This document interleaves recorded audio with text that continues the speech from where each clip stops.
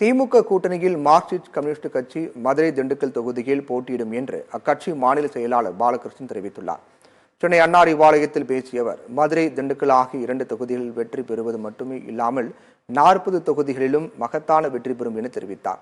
மத்திய அரசு எல்லா ஆயுதங்களையும் எழுந்துவிட்டது என்று கூறிய பாலகிருஷ்ணன், இனி எதையும் கூறி மக்கள் மத்தியில் ஓட்டு கேட்க முடியாது என தெரிவித்தார். குடியுரிமை திருத்த சட்டத்தை பயன்படுத்தி மக்களை மத அடிப்படையில் பிரித்து மோதலை உண்டாக்கி வெற்றி பெற வேண்டும் என பாஜக நினைப்பதாக அவர் குற்றம் சாட்டினார். முதலமைச்சர் அவர்களும் மார்க்சிஸ்ட் கட்சியின் சார்பிலே நானும் கையெழுத்திட்டு ஒரு உடன்பாடு இன்றைக்கு ஏற்பட்டிருக்கிறது.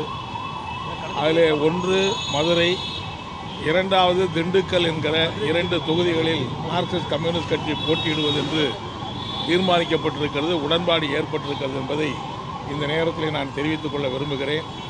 நிச்சயமாக இந்த 2 தொகுதிகளையும் நாங்கள் வெற்றி பெறுவோம் என்பது மட்டுமல்ல, தமிழகம், பாண்டிச்சேரி உள்ளிட்ட 40 தொகுதிகளிலும் இந்த அணி மகத்தான வெற்றி பெறும் என்கிற நம்பிக்கையோடு, மகிழ்ச்சியோடு இந்த உடன்பாட்டை செய்து கொண்டிருக்கிறோம் என்பதை நான் தெரிவித்துக் கொள்ள விரும்புகிறேன்.